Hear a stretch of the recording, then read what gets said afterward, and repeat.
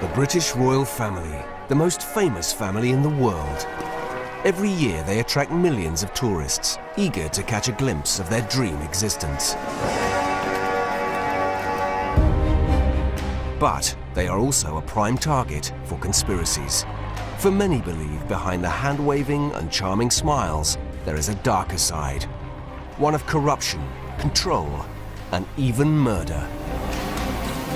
In Conspiracy, the Royal Family, we shed light on some of those controversial theories. We ask who caused the most infamous car crash in history. Diana predicted her death, and she predicted it almost to the letter. Could there be an illegitimate royal child?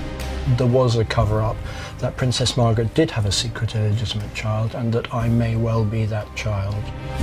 And we unearth a forgotten royal who some claim died making peace with Hitler. Many people today would be absolutely shocked at what I consider George Duke of Kent was actually up to on that day.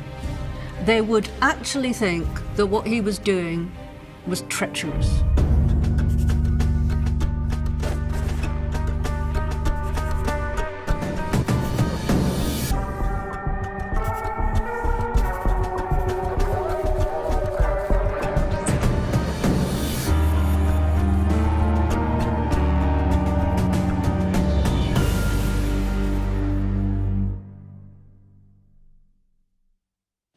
In 2011, over 2 billion people around the world tuned in to watch Prince William marry Kate Middleton.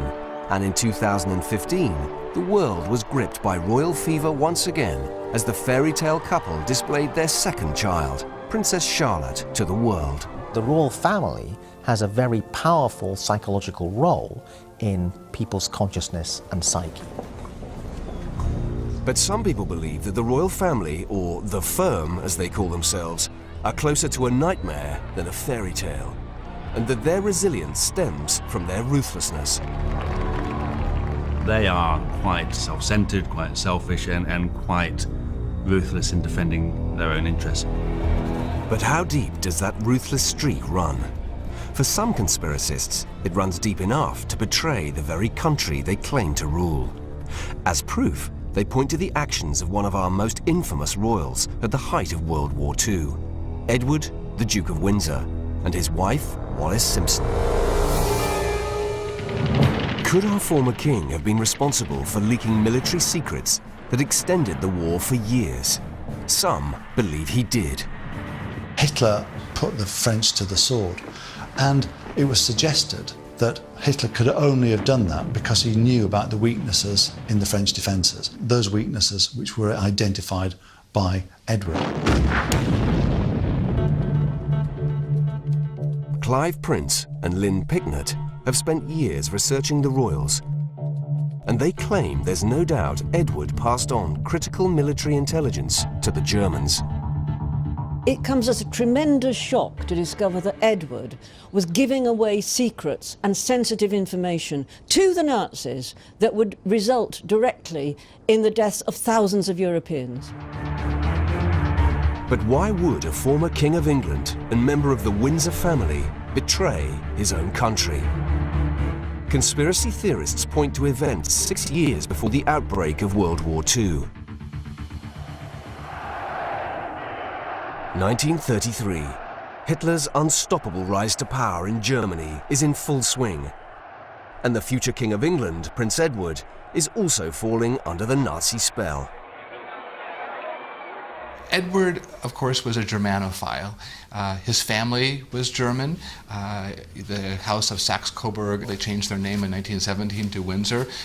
He had a good facility with the German language, and he had a real feel for things German. He says at one point, there's not one drop of blood in my body that isn't German.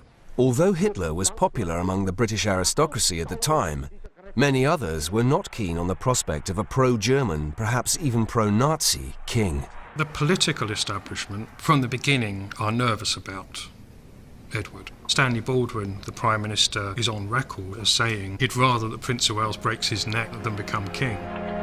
But just 3 years later, in January 1936, that's exactly what happened. Prince Edward did become king. King Edward VIII. But it was to be a short-lived reign.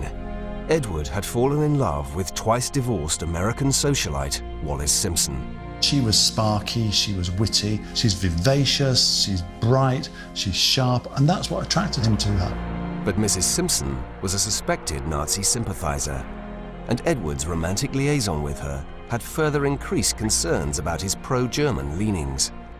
And worse, it was claimed she was having an affair with a key Nazi at the same time she was having a relationship with Edward. Here we have Wallis Simpson meeting people like von Ribbentrop, a German diplomat, right-hand man of Hitler, who within a matter of weeks, it was said, she was having an affair with. Conspiracy theorists cite recently released FBI papers as proof that Wallis Simpson was a direct link between the King of England and Hitler. The papers document a secret interview with a Benedictine monk called Father Odo, who was no ordinary Catholic priest, but a highly regarded member of the German royal family. Father Odo, the Duke of Württemberg, told the FBI that von Ribbentrop was sending bouquets of flowers to Mrs. Simpson at her central London apartment. The number of carnations, some say roses, that he sent were 17, represented the number of occasions that Ribbentrop and Wallis Simpson had had sex together. Whether or not Wallis Simpson had been having relationships with Edward and von Ribbentrop was overshadowed by dramatic events in December 1936, when just 11 months after becoming king, Edward abdicated. A few hours ago, I discharged my last duty as king and emperor. The official reason given for Edward's abdication was his determination to marry Wallis Simpson. A queen who had been married and divorced twice was at the time unacceptable, and the government of the day refused to allow the marriage. Edward had a simple choice: leave Wallis and remain king, or marry her and abdicate. Divorced people weren't allowed to go to Ascot, they weren't invited to Queen's dinners, you know, and the fact that this lady would have been divorced twice was just out of the question. But some, like Lynn Picknett, believe there was a much darker reason for Edward stepping away from the throne.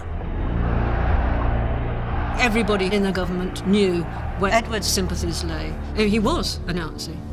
In effect, Wallis Simpson was a gift from the gods, in a way, a convenient excuse to get rid of a very dangerous and troublesome king.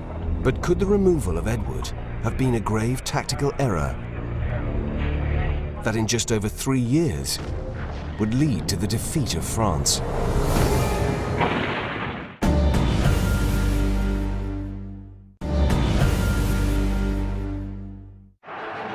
In a royal family riven with scandal, no one stands out more than Edward, Duke of Windsor.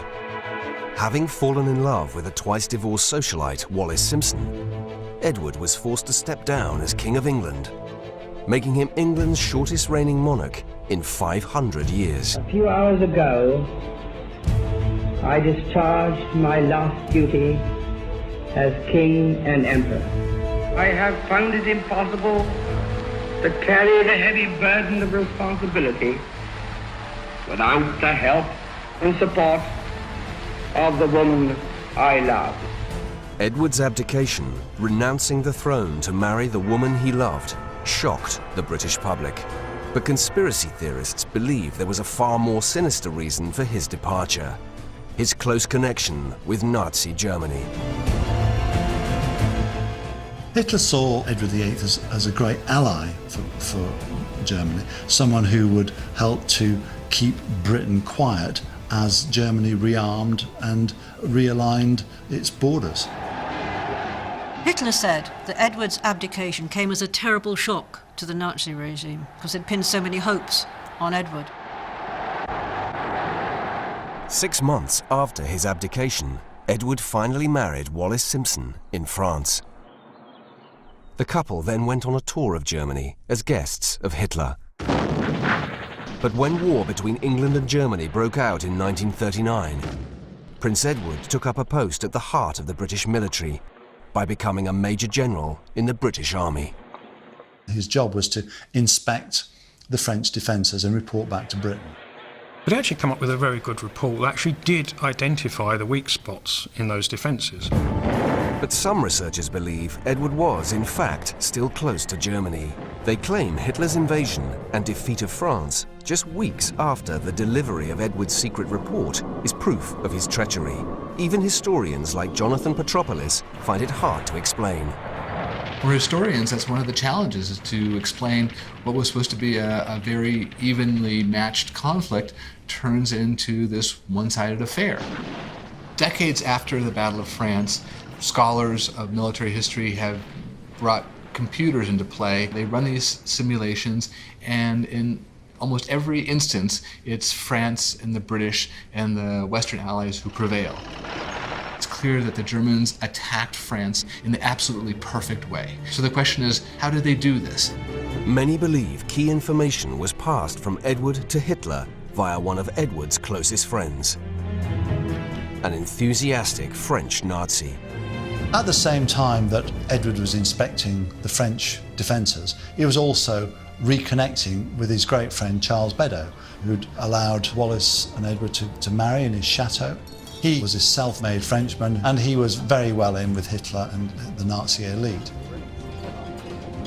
It's been widely reported that Beddoes was feeding information about what Edward was finding on the battlefront between France and Germany, and that information was finding its way back to Hitler, enabling him to change his battle plans. The idea that Edward was the source of high-level intelligence leaking to the Germans is given weight by Churchill's actions when he became Prime Minister in 1940. It's clear that they have to do something with the Duke and Duchess of Windsor, and they have to get him out of Europe, where he poses such a threat to the current situation, and they come up with the idea of making him governor of the Bahamas. Edward was just distraught at the idea of going to the Bahamas, and Wallace thought it was like being sent to St. Helena, the place that Napoleon was exiled to. It was the beginning of the end for the former king. Although he and Wallace returned to France after the war, he would never again hold a position of power. But despite the conspiracy theorists' claims, many in the British establishment dispute that he was a traitor prince. I don't think he was a Nazi at all. I think he would have been deeply horrified and insulted by any suggestion of that kind after the war had begun. Before the war, he was still flirting, but I'm quite certain that with the coming of the war, he would have stopped dead, because I think he was a patriot. Edward finally returned to England after his death in 1972, where he was buried with full honours at Windsor Castle, in the presence of both the Queen and the woman, history claims, he gave everything up for: Wallis, Duchess of Windsor. But according to conspiracy theorists, Edward wasn't the only royal who had strong Nazi sympathies. They claim Edward's younger brother, Prince George, Duke of Kent, went even further in his attempts to broker an alliance with Nazi Germany, and that his Nazi sympathies led directly to his death in a plane crash in 1942. Presented with the evidence that I have seen, many people today would be absolutely shocked at what I consider George Duke of Kent was actually up to. They would actually think that what he was doing was treacherous. Today, few people remember Prince George, Duke of Kent, the younger brother of Edward. But in the 1940s, he was a key and flamboyant member of the firm. Duke of Kent has been an enigma. He's been seen as bisexual, someone who had affairs with people like Noel Coward, someone who was a drug addict. He had a very colourful bachelor life, marries Princess Marina, a beautiful princess, and then becomes the right-hand man of George VI. The Duke of Kent's vocal calls for peace with Germany at the breakout of World War II, and his overt contacts with the Nazi regime alarmed the establishment so much that the British Secret Service was keeping close tabs on him. But as far as the official records are concerned, the questions over the Duke's loyalty evaporated in 1942, when he died in a plane crash en route to Iceland to rally the troops. That, as far as the history books go, is pretty much that. But I think there's considerably more to it than that.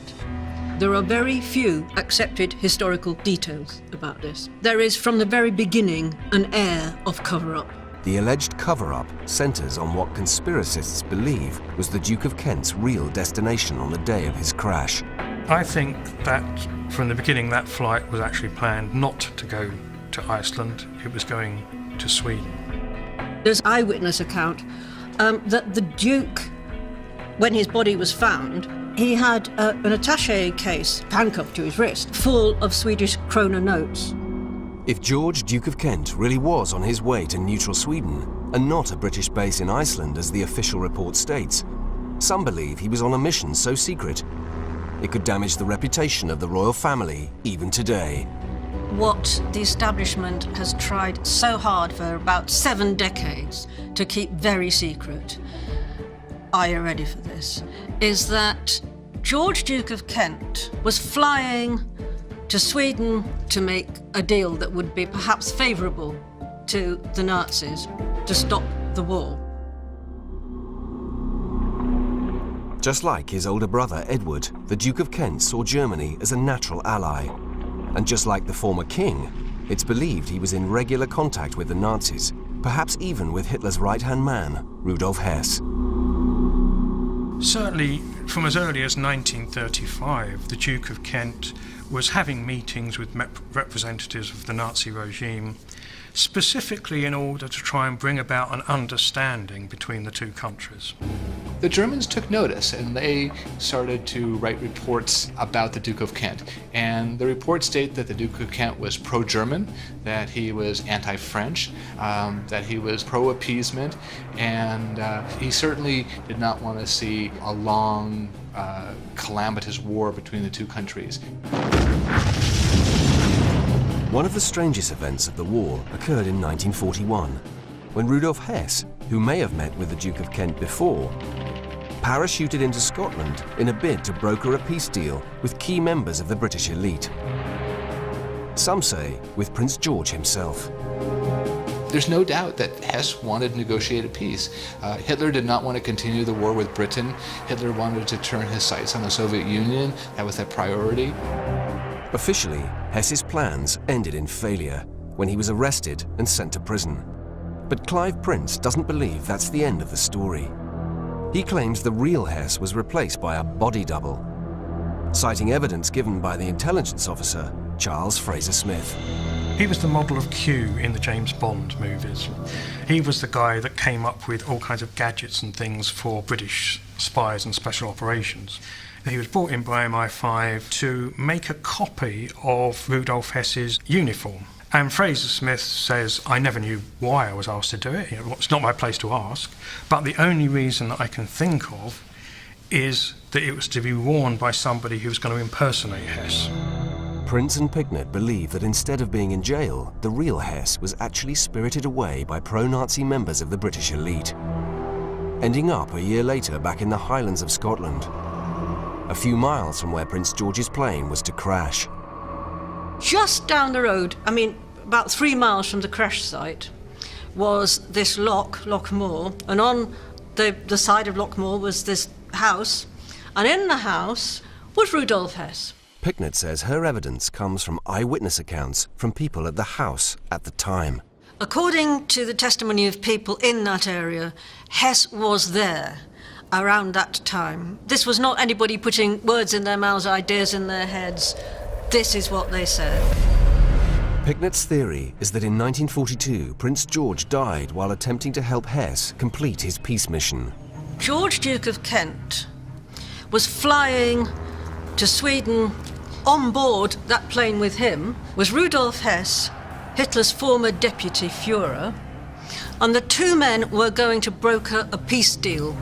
But whether George's plane was heading for Sweden or Iceland, it never made it out of Scotland. A heavily laden flying Sunderland can just about take off from Loch Moor. It's been shown it can, but it needs incredible skill. And it's a possibility that it never really managed to climb, and that's why it crashed. For Picknett and Prince, the final evidence for their incredible theory comes from a discrepancy over the number of people on board Prince George's plane. The official flight record states that there were 15 passengers. But in all, 15 bodies and 1 survivor were found. That survivor was the tail gunner, Andy Jack, who it's alleged was silenced by being forced to sign the Official Secrets Act while recovering in hospital. So who was the extra body? There are still questions that remain, of course, but I'm convinced that the crash that killed the Duke of Kent also killed Rudolf Hess. Lynn Pignett and Clive Prince claim the final bit of evidence that proves a high-level cover-up is that even today, 7 decades after the death of Prince George, Duke of Kent, the official records are still sealed. Why? Because if the truth got out, it would be devastating for the royal family. Had the plane not crashed, in my view, the course of European history would have changed, and who knows, probably the course of world history would have changed. If we are to believe this incredible story, then one question has to be answered. If Rudolf Hess was killed alongside the Duke of Kent on a Scottish hillside, who was the body double who stood trial at Nuremberg at the end of the war? I wouldn't completely exclude it, but it seems unlikely. The problem is that we have a Rudolf Hess at Nuremberg. I can't imagine someone who would take on that mission for 40 years and keep up that deception for so long. Just like Rudolf Hess, real or double, Britain's alleged Nazi-sympathizing princes are long dead. But the House of Windsor lives on. Since 1952, we have been ruled by Queen Elizabeth II, the niece of both Prince Edward and Prince George, Duke of Kent. But it would be wrong to believe that our current royal family is immune to scandal and conspiracy.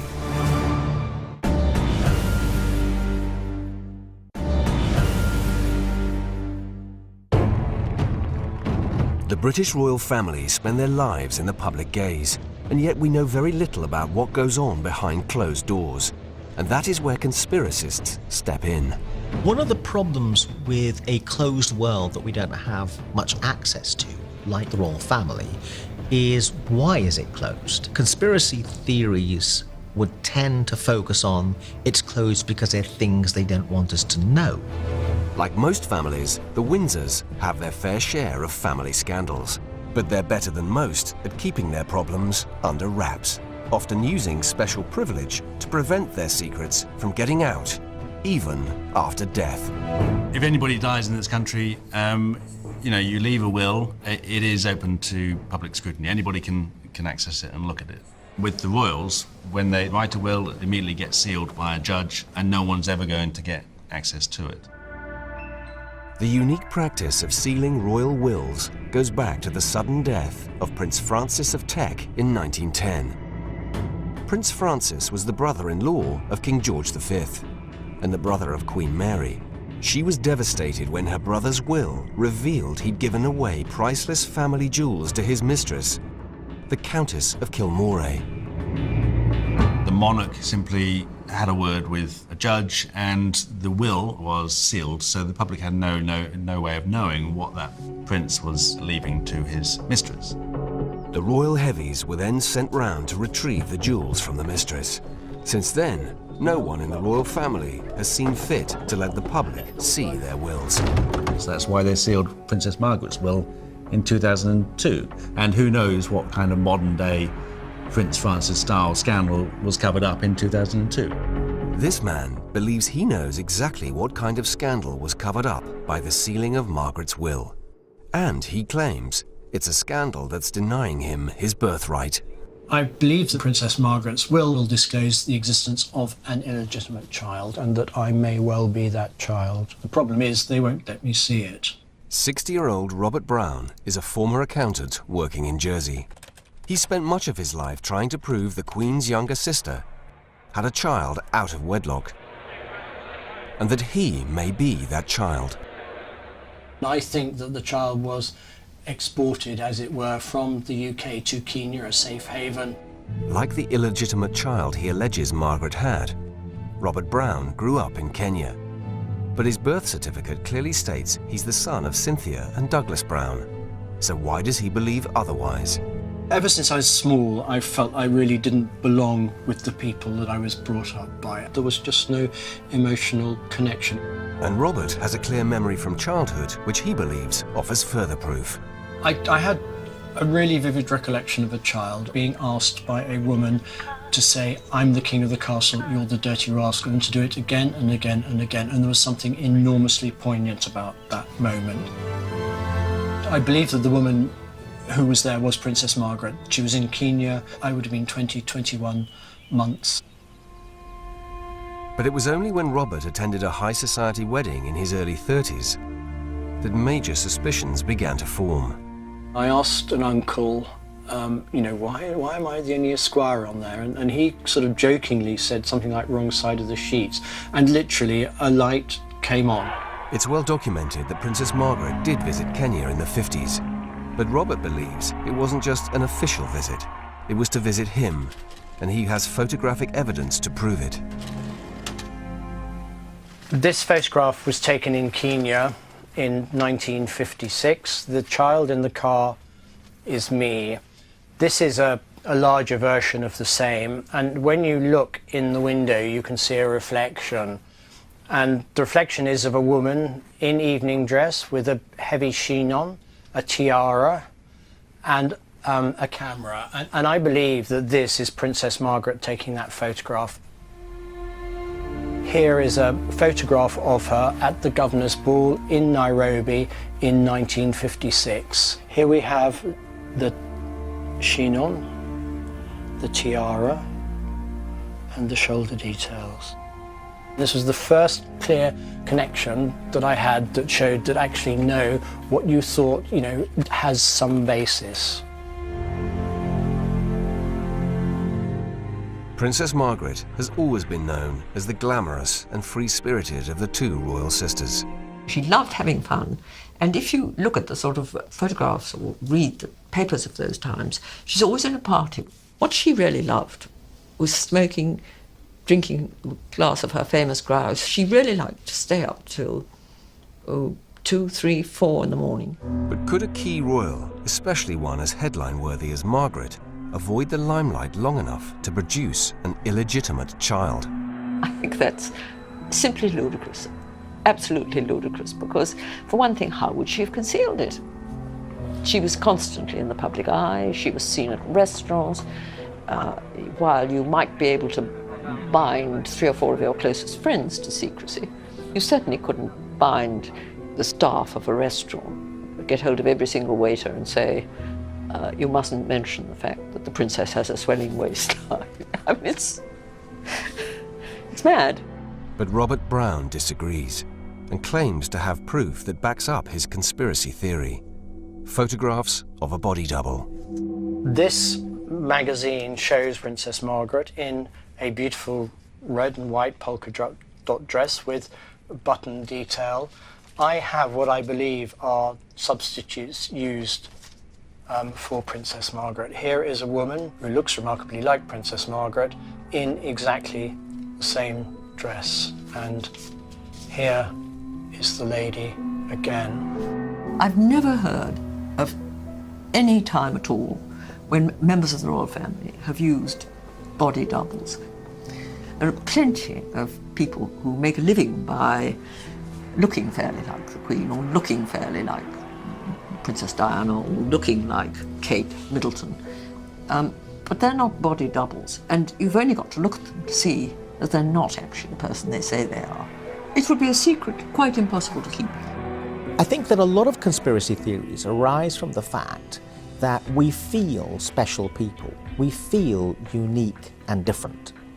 And therefore, we have to reconcile that with the fact we seem to be leading relatively ordinary, mundane lives. And therefore, a lot of people seek to reconcile the tension between those two experiences with a conspiracy theory. I'm actually secretly a member of the royal family, and something happened whereby my specialness has not been properly recognized by the world. If, when Princess Margaret died in 2002, Robert was hoping for confirmation of his parentage, he was to be disappointed. Margaret's will, like all other royal wills since 1910, was sealed.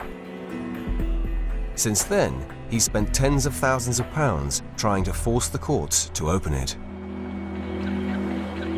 There is no way out of this. I have a moniker of a nutcase, a troublesome nutcase over my head, which is not good on the life CV.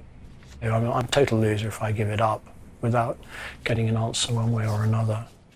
Robert Brown brings the whole issue down to a very simple, personal level of natural justice. I can't really comment on whether or not his claim is legitimate or even very strong, but I think the point is no one should be left in that position, because if he felt that his mother was someone else, he would simply be able to go and look at the will. It's only because he feels his mother is a member of the royal family that will is beyond his reach.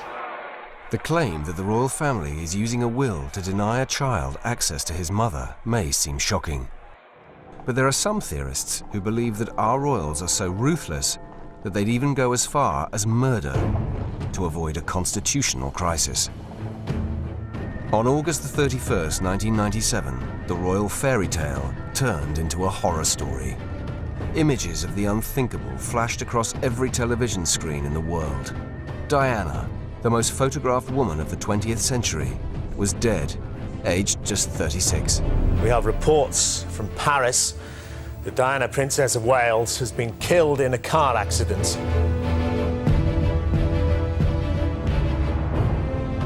We are today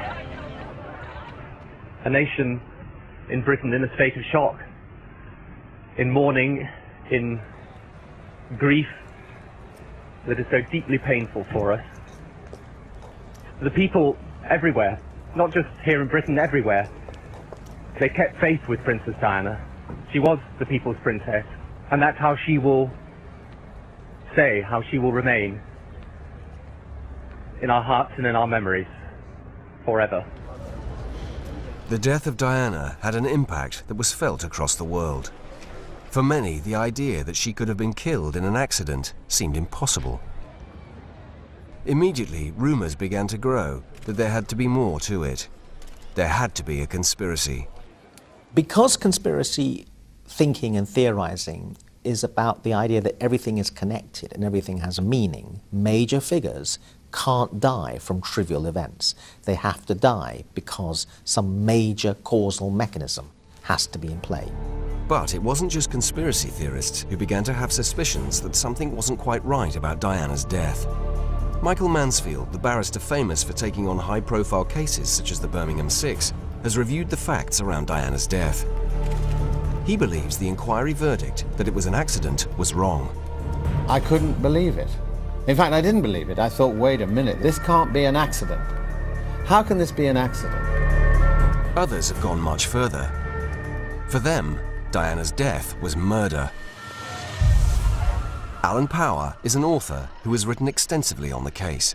Diana Spencer had very powerful enemies that were able to kill her. So our people's princess was brutally murdered by these forces to protect their own position. And frankly, that's just not acceptable. The seeds for this conspiracy theory were laid in 1981, when a then unknown 19-year-old, Lady Diana Spencer, first hit the headlines. I think there was huge pressures then on Prince of Wales to get married. He was 30, and he obviously thought, I must. And there was this beautiful, charming, eminently suitable girl he'd known since she was a tot. Within a decade, the shy teenager had grown into her role as wife of the future King of England and had become a confident, independent woman. A woman who many believe was now railing against the firm and becoming a danger to the British monarchy. She was by far and away the most famous royal person on the planet and straddled the planet alongside people like JFK, Marilyn Monroe and Princess Grace of Monaco. She produced a great change in that the remoteness and aloofness before she came along from the royal family then became penetrated by her greater humanity, and she let us in to that world. And she was a different face of the royal family, and maybe a more modern face. But it was a modern face that was prepared to break all the old rules.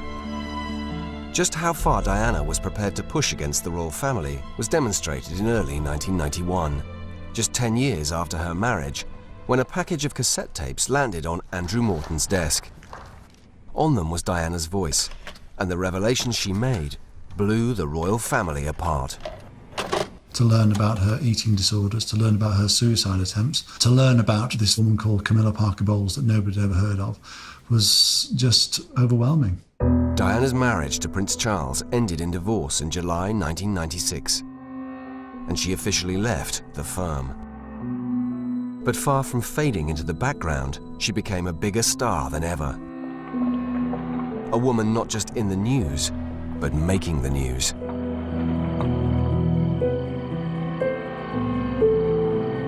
One of the things was the landmines campaign that she spearheaded in a way by actually going to places where others feared to physically tread. In January 1997, 8 months before her death, Diana made a highly publicized visit to Angola, calling for an international ban on landmines. For many, she was a fearless hero, but for some in the establishment, this was evidence of a princess out of control. A political royal acting on a world stage. Diana had become a threat because of her political activities. She got herself involved in things which I have no doubt at all upset the establishment. But the real bomb went off in the summer of 1997, when the newspapers were suddenly full of pictures of Diana in the arms of Dodi Fayed, the Playboy son of the controversial owner of Harrods. Worse, there was speculation she was pregnant and engaged to a Muslim who was about to spirit her and her children to Egypt. Many, including Dodi's father Mohammed, believe it was this threat that led to her death, and she may have known it. Diana predicted her death, and she predicted it almost to the letter.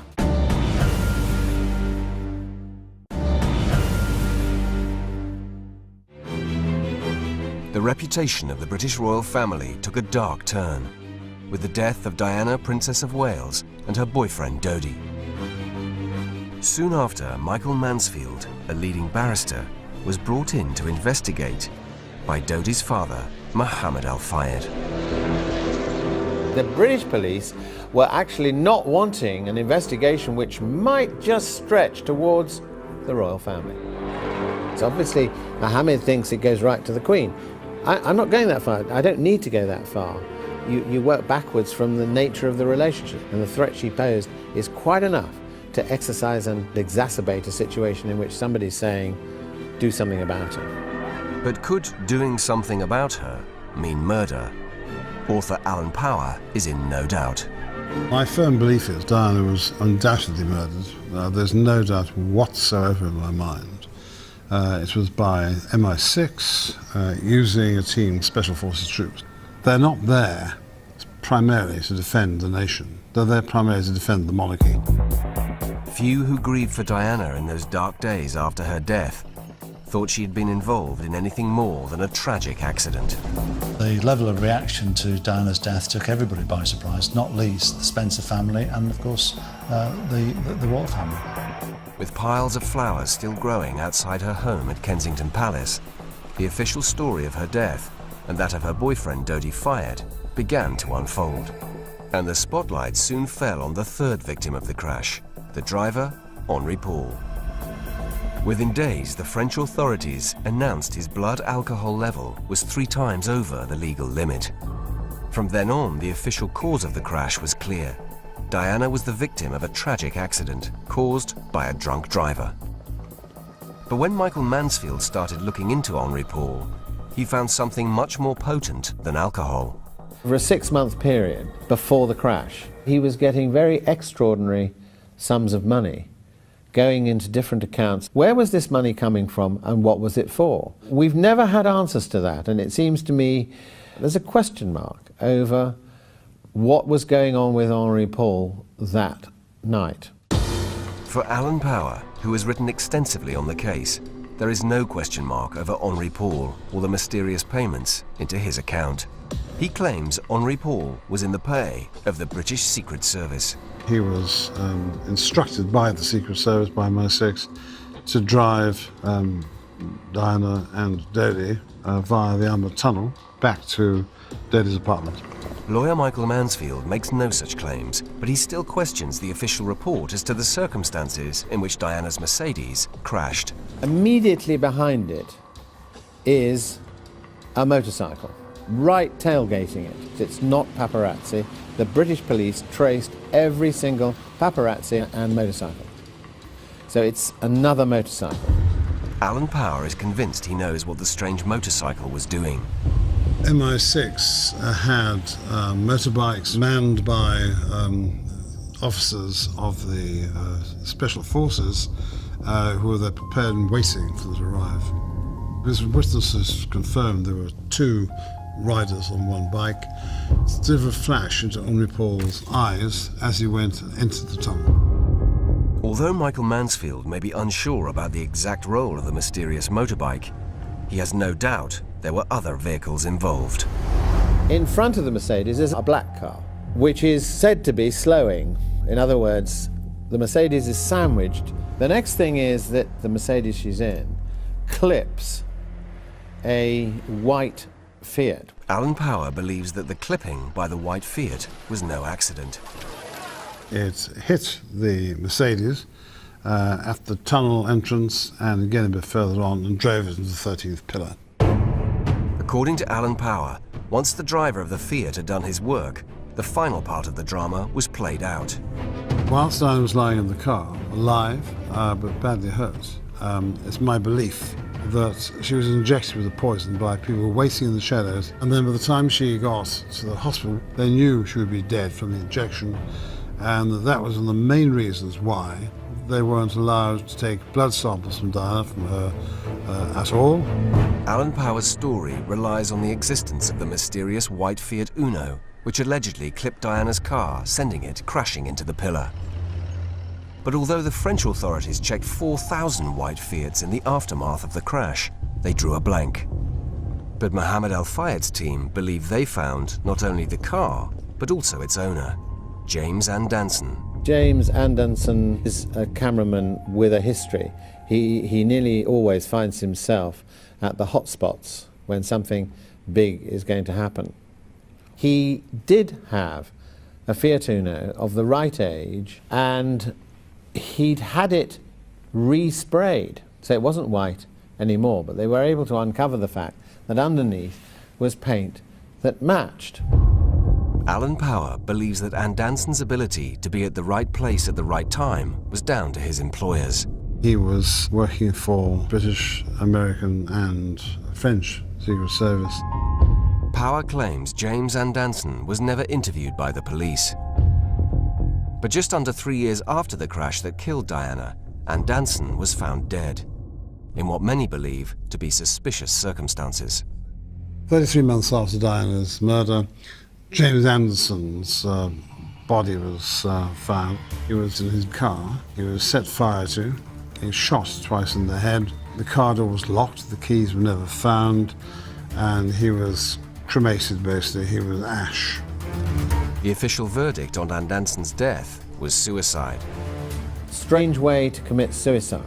By the time you've got this jigsaw of, the Anderson death and the Henri Paul, the inference from this is there's more to this than meets the eye. Michael Mansfield has little time for Alan Power's theory that Diana was deliberately killed in the Paris underpass.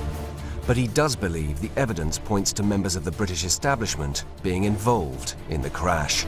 They wanted to cause her harm, but not death, so that she would be flown back separately from Dodi. They get her back to Kensington Palace to treat her, keep her away from what they would see as the forces of darkness, and then in that way, as it were, nurture her back into the arms of certainly people who they would regard more safely and securely than Dodi. Nazi treachery, covered-up pregnancies, and even murder. None of these stories may be true, but there is no denying that the Windsors, the world's most famous family, will continue to generate scandal and conspiracy as long as they remain on the British throne. on Conspiracies, back with the Cold War files next Friday at 8. Getting wild in the Old West tonight. Longmire's laying down the law on 5 USA. Catch the sheriff in action as the new season continues over there next. Whilst next here on Channel 5, it's the Big Brother live eviction.